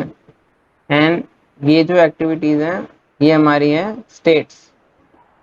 इस पे ये वाला सिंबल देख रहे हो एक, अगर मैं इस पे हाईलाइट करता हूँ, ये दिखा रहा है टाइप इज अ स्टेट, इसका पे नेम लिखा हुआ है एंड लिखा हुआ है कि models of state which is a state machine can be in. ये वाला सिंबल डिफाइन करता है एक स्टेट को, एंड ये वाला सिंबल है ये एक फाइनल स्टेट है मेरा एंड प्रोसेस का। ओके। अब यहाँ पे जैसे अगर इनिशियलाइजेशन एक स्टेट है, ठीक है, नाम दिए, जस्ट कुछ भी नाम दे सकते हो। तो अगर ये फेल होती है, या मतलब यहाँ से बॉट निकला, तो ये चेक करेगा कि मुझे कहाँ पे जाना है। मैं चाहूँ तो यहाँ पे जा सकता हूँ, चाहूँ तो मैं नीचे भी जा सकता हूँ। इसके लिए हम ये डिफाइन करते हैं ट्रिगर्स वगैरह जो स्टेट मशीन में डिफाइन हो सकते हैं। तो यहाँ पे तुम पूरी स्टेट के लिए दो कंडीशन से तुमने डिफाइन कर दी कि अगर ये वाली कंडीशन ट्रू हो तो तुम्हें गेट ट्रांजेक्शन डेटा पे जाना है, अगर तुम्हारी ये वाली कंडीशन ट्रू हो तो तुम्हें एंड प्रोसेस पे जाना हाँ, इफ एल्स ही हो गया ना ये तो। है। इफ एल्स हो गया, बट लेकिन इफ एल्स में क्या होगा ना कि तुम्हारी एक एक्टिविटी वर्क करेगी या एक सीक्वेंस वर्क करेगा। अब तुम्हें उसी से दूसरी स्टेज पे जाना है तो वो नहीं हो पाएगा। जैसे हमारी प्रोसेस है, तो यहाँ पे तुम एक स्टेट से तीन डिफरेंट पोजीशन कर सकते हो। अगर तुम्हारे पास लेट्स से ये आ रहा है सिस्टम एक्सेप्शन रन कर रहा है, फिर ये सक्सेस है। अगर तुम्हारा सक्सेस है सिनेरियो, तुम्हारा प्रोसेस वर्क कर गया, तो गेट ट्रांजेक्शन पे चला जाए। मैं अगेन एक और कंडीशन चेक कर रहा हूँ कि अगर बिजनेस एक्सेप्शन है तो भी यहाँ पे चला जाए, और सिस्टम एक्सेप्शन है तो इनिशियलाइजेशन पे चला जाए। बट अगर सीक्वेंस और फ्लो चार्ट होता तो उसे स्टेप बाय स्टेप फॉलो करना पड़ता ऐसा। हाँ, तो उसको क्या करना, उसमें क्या है कि पहला अगेन विजिबिलिटी क्लियर नहीं होती, ठीक है। अब अगर तूने कहा इफ एल्स से क्यों नहीं कर सकते, तो फ्लो चार्ट में देख लेते हैं। अगर मैं एक फ्लो डिसीजन लगाता हूँ यहाँ पे,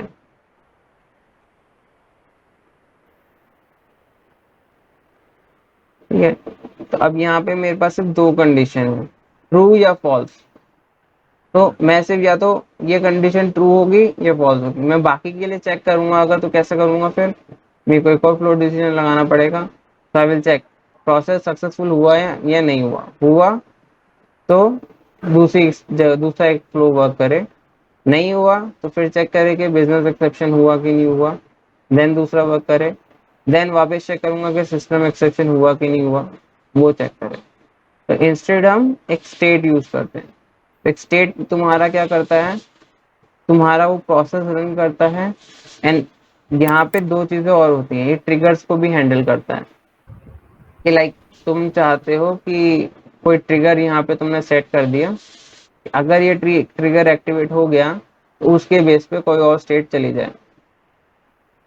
एंड तुम यहाँ पे कितने भी नंबर ऑफ स्टेट्स बना सकते हो, लाइक सिर्फ दो नहीं, I can add it, like मैं चाहूँ तो इसको इसी स्टेट से वापस कनेक्ट कर सकता हूँ. I can create another trigger. Let's say create to initialization. यहाँ पर एक तीसरा ट्रिगर आ गया जो इसी से कनेक्ट हो रहा है. तो एक और मैंने सिचुएशन डिफाइन कर दी, अगर कुछ थर्ड कंडीशन पॉसिबल हो गई तो instead of going to get transaction data और end process, it should retry the same state. Okay. Okay. Similarly अगर मेरे प्रोसेस में रिक्वायरमेंट है, I can directly connected to the process as well. So anyway, मैं bot का जो वो access है, बॉट का जो कंट्रोल है, वो कहीं भी भेज सकता हूँ बेस्ड ऑन एनी कंडीशन. इसीलिए हम स्टेट्स का यूज करते हैं. Much easier. ठीक है. ये समझ में आया थोड़ा स्टेट मशीन का. हाँ भाई। ओके. तो that was the difference between sequence, flow chart and state machine. एक सीक्वेंस और होता है इसमें, मतलब सीक्वेंस नहीं कह सकते हैं, एक और तरह का workflow that is called global handler. तो इसका काम क्या होता है कि तुम्हारा पूरे प्रोजेक्ट में कहीं भी कोई भी एरर आता है, ठीक है, एंड तुम उसको हैंडल नहीं कर पाए, तो तुम ग्लोबल हैंडलर लगा सकते हो. वो क्या करेगा कि पूरे उसमें कहीं भी एरर आता है उसका फ्लो उसका यहाँ पे आ जाएगा, बॉट का कंट्रोल, एंड तुम कुछ यहाँ पे एक्शंस परफॉर्म कर सकते हो. तो generally as a best practice हम ये यूज नहीं करते, मतलब not best practice, generally use नहीं होता है ग्लोबल हैंडलर. ठीक है. इट इज मोर लाइक अगर किसी सिचुएशन में बॉट को हम नहीं बना पाए कि वो एरर को हैंडल कर पाए, तो हम एक ग्लोबल हैंडलर लगा सकते हैं. एंड ये ग्लोबल हैंडलर हम कहीं पे इन्वोक नहीं करते. लाइक अभी मैं बॉट को रन करूंगा और यहाँ पे कोई एरर आया, तो बाय डिफॉल्ट ये इन्वोक हो जाएगा उस पॉइंट पे. हमें इसको यहाँ पे कहीं लगाने की दिखाने की जरूरत नहीं होती. समझा नहीं, मैं एक बार दोबारा एक्सप्लेन करना है ये। हम्म. तो ग्लोबल हैंडलर क्या होता है, पहली पॉइंट, एक प्रोजेक्ट पे एक ग्लोबल हैंडलर होता है खाली. ठीक है. ओके। सेकेंड, इसको हमें लाइक कोई एक्टिविटी हम जैसे डिफाइन करते हैं, हम एक्टिविटी ड्रैग एंड ड्रॉप करते हैं कि ये यहाँ पे रन करेगा. तो ऐसा ग्लोबल हैंडलर का नहीं होता, ये पूरे प्रोजेक्ट पे बाय डिफॉल्ट लगा हुआ होता है. अगर पूरे प्रोजेक्ट में कहीं भी कोई एरर आती है तो ग्लोबल हैंडलर ऑटोमेटिकली रन हो जाता है. तो अगर मैं इसको थोड़ा और अच्छे से एक्सप्लेन करता हूँ, इसको मैं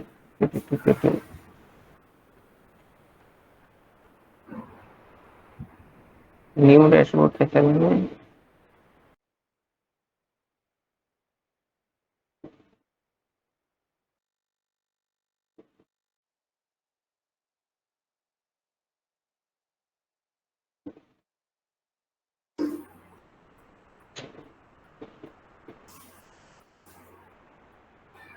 ओके. सो लेट्स से ये मेरा प्रोजेक्ट का फाइल है कुछ एक, ये दूसरी फाइल हो गई, ये तीसरी फाइल हो गई. अब जो मेरा ग्लोबल हैंडलर होगा वो एक ओवरऑल इन पे लगेगा. तो क्या होगा कि अगर मानो कि बॉट रन कर रहा है, उसको यहाँ पे कोई एरर आई, या फिर चलते हुए उसको यहाँ पे एरर आ गई, या यहाँ पे एरर आ गई, कहीं भी एरर आई, तो बाय डिफॉल्ट ये ग्लोबल हैंडलर इन्वोक हो जाएगा. अगेन एक और सिचुएशन लेते हैं कि ये हमारा प्रोसेस है, इसमें एरर आई तो ये ग्लोबल हैंडलर पे चला गया.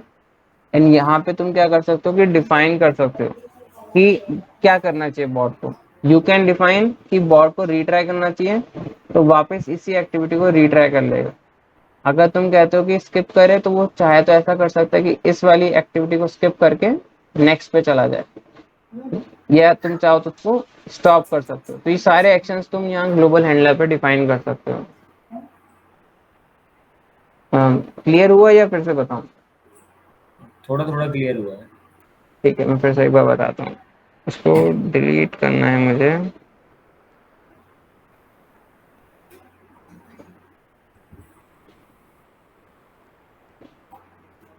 हम्म, तो मेरे पास लेट्स से एक ये है, एक मेरा प्रोसेस वन है. ठीक है. By process I am referring to a particular set of activities. Then इसके बाद मेरे पास एक प्रोसेस टू आता है, कुछ और सर्टेन सेट ऑफ एक्टिविटीज। अब जब मेरे अगर मैंने मानो कि इसको हैंडल नहीं करा कि इनमें कोई एरर आए तो क्या करना चाहिए, बट मेरे पास एक ग्लोबल एक्सेप्शन हैंडल लगा हुआ है। अब अगर P1 में मेरे पास किसी एक्टिविटी पे एरर आता है तो क्या होगा कि फ्लो जाएगा मेरे ग्लोबल एक्सेप्शन हैंडलर के पास। ये हो गया कि घर में लड़ाई हुई एंड बच्चे जो है पापा के पास चले गए, मम्मी या पापा, एंड कि भाई डिफाइन करो कि क्या करना चाहिए, इसका रेजोल्यूशन क्या है। तो अब यहाँ पे हम डिफाइन कर सकते हैं कि हमें क्या करना है।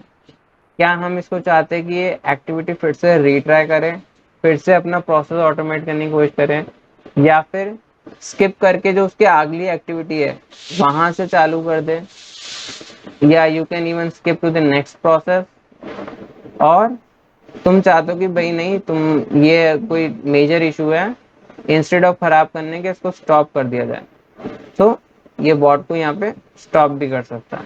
तो हम यहाँ पे कमांड डिफाइन करते हैं, नेक्स्ट कमांड क्या होगी। ठीक है। ओके इसका खाली एक फायदा है कि अगर तुम्हारे इसमें कहीं भी एरर आता है तो उसको ये फैच कर सकता है, उसको कंट्रोल कर सकता है। Okay, okay. तो that is all for this process flows. Different type of process flow समझ में आ गए। हम्म।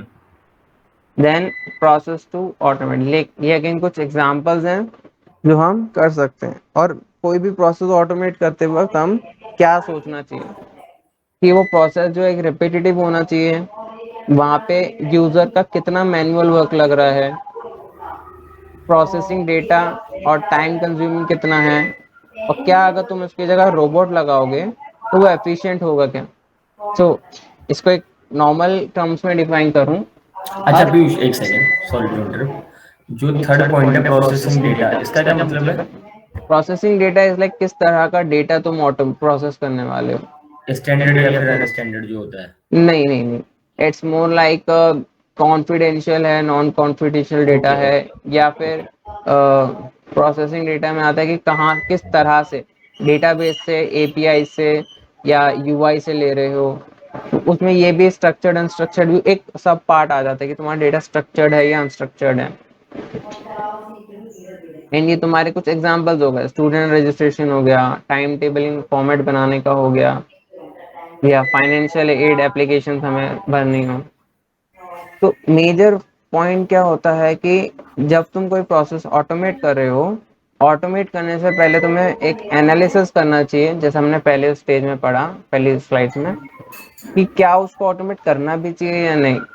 बिकॉज अगर वहां पे यूजर का टाइम सेव नहीं हो रहा तो उसको ऑटोमेट करने का कोई मतलब भी नहीं है। Okay, okay.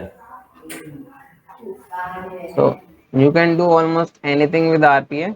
जस्ट हमें इमेजिनेशन की जरूरत होती है और थोड़ी सी लॉजिकल थिंकिंग कि किस तरीके से तुम उसको ऑटोमेट कर सकते हो, क्या क्या उसमें इंक्लूड कर सकते हो कि वो इजीली ऑटोमेट हो जाए। अब तेरा आज का असाइनमेंट है, think of some process you can automate in your daily life. Okay it could be anything. Okay, okay okay. तो आज के उसका कोई डाउट्स बचे हैं? डाउट्स एज सच तो कोई नहीं है। सारे कॉन्सेप्ट्स क्लियर हो गए? हाँ। तो explain what is when what is a flow chart. What is a flow chart? We can use flow chart when there are many conditions. Instead okay, of using sequence, we will we will try to use that flow chart because it would be much easier for us to determine each process and okay. get a good understanding of the process. Yes. Second एक और point हो सकता है कि कभी भी तुम्हारा process तुम्हें कॉम्प्लेक्स लगने लगे, it's Hmm. Very complex, then flow chart use करो, क्योंकि तुम उसमें छोटे छोटे आइटम जस्ट डाल सकते हो। Okay. एक और पॉसिबिलिटी होती है कि तुम्हारे पास अगर प्रोसेस में कुछ नया ऐड ऑन हो रहा है तो फ्लो चार्ट में वो चीज, नया चीज ऐड करना इजियर होता है Easier होगा. It would सीक्वेंस के be मुकाबले। right. ठीक Right. है, ओके। देन हमने और क्या पढ़ा है आज? अटेंडेड बॉट्स और unattended bots. So explain both of them. Attended bots. When we manually trigger the bot, it can be called as an attended bot, and we schedule a bot for a particular time date. Then it can be Unattended. can yeah, unattended bot. एक और point कि अगर human intervention कहीं भी required है तो attended bot, It is attended bot. Yes. And अगर human intervention required नहीं है तो unattended bot. Okay. Fine. Okay. And हमारे पास जो यहाँ एक और इम्पोर्टेंट चीज, जैसे मैंने चीज बताई थी कि अलग अलग रोल्स बताए थे, डिफाइन करे थे कि एक आरपी डेवलपर का काम क्या है, बिजनेस एनालिस्ट का काम क्या है. अब एक लेकिन ये एक हो गया एक आइडियल सिनेरियो, बट जो रियल टाइम सिनेरियो होता है उसमें मोस्टली कंपनीज क्या प्रेफर करती हैं कि एक ही बंदा है एंड वो सबका काम कर जाए. So as an developer, you would be a business analyst, you would be a solution architect, you would develop your bot, you will test it, and you will move it to the production. So you would be the complete life cycle. Okay. So Yes. हमें prepare होना है कि हमें सबके काम आने चाहिए. Okay. अगर तुम्हारी कंपनी बहुत बड़ी होगी तो वो अफोर्ड कर पाएगी हर एक को रखने का, बट जो छोटी कंपनीज होती हैं वो प्रेफर करेगी वो तुम्हें थोड़ा सा एक्स्ट्रा पैसा दे दे एंड तुमसे सबका काम करा ले. Got it? Fine. Got it. Yeah.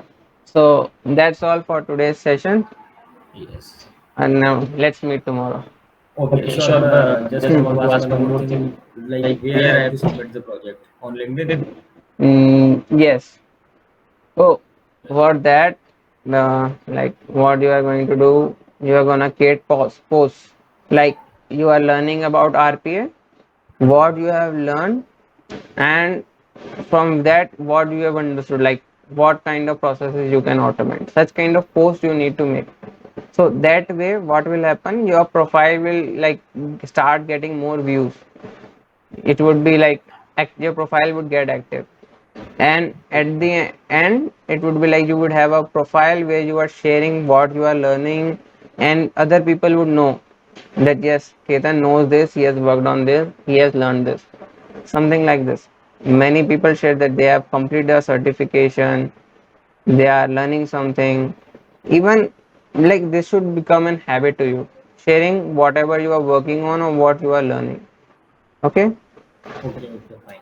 Yep. So just make a post, you can tag me in that. Sure. I will also like that way. If I am tagged, all my connections would get also attracted for that to that. Okay, okay. Cool. Okay. So I will upload this video on YouTube and you can check it.